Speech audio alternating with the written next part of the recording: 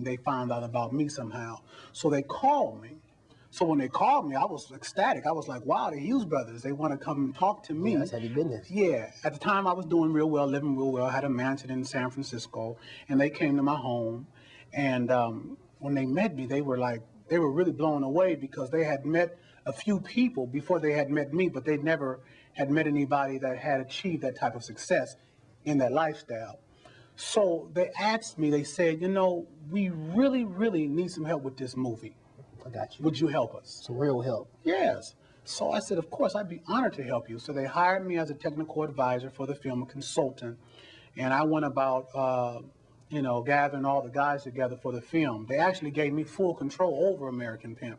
Most people don't even know that it was actually my movie with them because I had full control. Whoever I wanted to put in the movie, those are the people I put in. Kenny Red, C-Note, Fillmore Slim. They had already found Rosebud and Bishop, but all the rest of the people I pretty much put in the film. Yeah, exactly. You was already out on the track. Your partners is all in the game. Well, you know, it was hard. I think that it would have been hard for the Hughes brothers to try to go talk to some of these guys on the streets because they wouldn't have trusted them.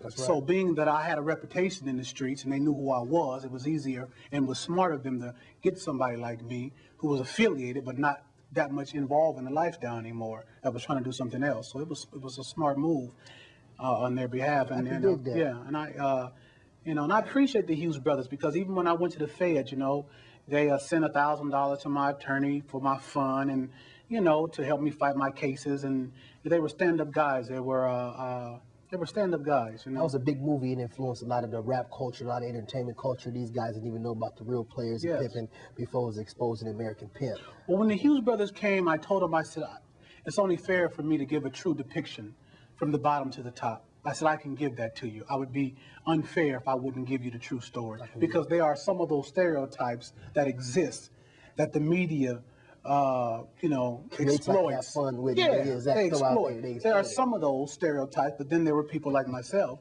that didn't talk, didn't look, didn't walk down the street with a cane and all that. I didn't look like they thought a pimp would look. I didn't talk like that. I didn't act like that. So I was, free enough. I felt free enough only because I was going and doing the entertainment to expose that about myself. Yes. I mean, speaking of pimping, man, I got a question, my own personal question, man. You know what I'm saying? No, my player partner, Gorgeous, man, I never asked you this, man. When was your first turnout? Square terms, when did you first start pimping? When did I first start pimping? Where were you at? Where was your location? How old were you, man? And what did you have on, man? Well, see, do you remember that little episode? Well, the whole thing is my father was in the lifestyle, my mom was in the lifestyle, so I was always surrounded around it all the time. Grew into it, kind of. So I felt like I was never really disconnected from it, really. You know what I'm saying? But when I really start pimping and pimping real well, I probably had to be around 22. Okay. You know what I'm saying? What city? Where was you at? I was in Seattle, Washington. In Seattle. Yeah, I was born in Seattle and raised in L.A. A lot of people don't know that. They thought that I came from New Orleans. It's just that we went to film in New Orleans, and they said, we want to film you here, and we'll just say that, you come from here or whatever. It's a track out there in New Orleans. It was like a track everywhere. It's a track. I mean, that was one of the popular tracks. That was one of the, okay. Yeah, tracks everywhere. But, when I got out, I wasn't really too keen on doing exploitation type of things like, I was asked to go to some players ball. People have their choice and they chose to do the player ball thing, but I chose not to do any of that. I kind of steered away from that when I got out the Feds because I didn't want to be clumped together with any of some of the stereotypes that were going on. From American Pimp, I gather that people felt the seriousness of my condition and my situation. And when people from the streets come and talk to me, it's not really about that I was such a great pimp, but I was. It was, they said the stuff that I talked about being a man underneath those conditions was impacting to them. So because those things were impacting, I wanted to keep that type of credibility. So I didn't do players ball, but when some universities and colleges came to talk to me, and asked me to talk and lecture to their criminal justice classes, that's something that I chose to do. I can dig that. So what I did when I got out, I created a new movie called Master of the Game. That's what okay, that's what I'm talking about. So that's what you, so right now you heavy in the entertainment business, man. What are you doing? What's your future goals? What you doing right now? Well, like I said, I wanted to do Master of the Game. The reason why I wanted to do Master of the Game, because when I did American Pimp, I knew I was only given 15% of the information, which was the man's perspective. The other 85% is actually the woman's perspective.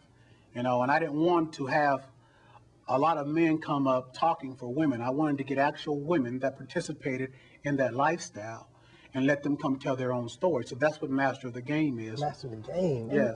Hey, man, you know what? Let's don't even talk about it too much. Let's go into the footage, y'all. You know what I'm saying? Little clips from Master of the Game, just a little bit for you. Master of the Game. Y'all check this footage out. This is Gorgeous Dre's new movie. He's back out here on the streets. He's doing this thing in the entertainment field, teaching big business, teaching the youngsters to go ahead and do it big and do their thing, you know what I'm saying, the right perspective, you know what I'm saying?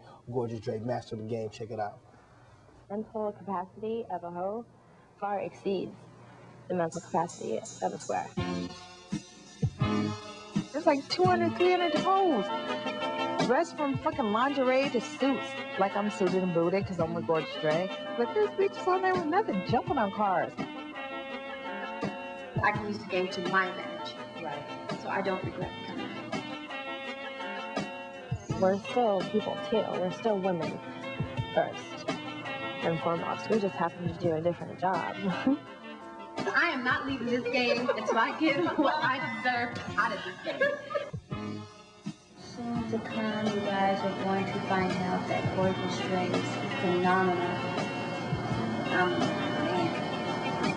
It's like I told you in American Pimp.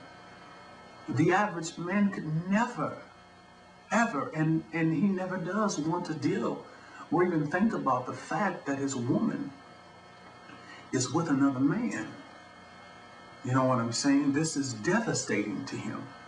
This is something that will destroy him. He can't handle this. You know what I'm saying?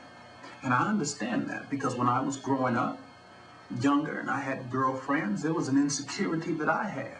I hated the fact to think that my girlfriend was with any other guy. That killed me. That devastated me. I hated to think about it. I didn't want to think about whether his dick was bigger than mine and how he fucked her. Did he fuck her better than me? And all that kind of shit that a young man think about. Do you understand? That men don't talk about. This is an insecurity. And I could never have been a successful gentleman of leisure. You know what I'm saying? If I had those things in me still. You know? So ultimately, I had to rise to another level within me. The game demanded it to be so. Because I could never be a good pimp if that really bothered me. So I had to become bigger than the size of a man's penis. I had to understand that this bitch fucks on an everyday basis. It ain't about no motherfucker's dick. She done seen and probably had every fucking side. I don't give a fuck. You can't hold this bitch with no dick. This bitch needs some fucking game. This bitch of mine needs some pimping. The kind of game I'm sharing with you is what makes this bitch survive.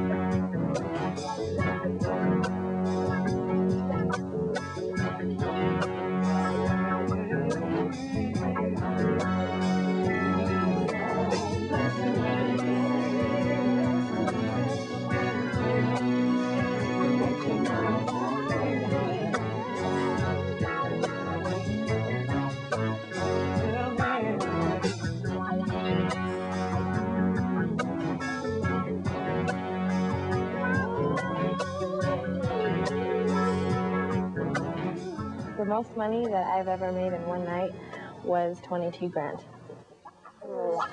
if I'm going to be involved in this, well, I really want to play for the big money. So in order for me to play for the big money, anyone that I had being associated with me, they had to be articulate.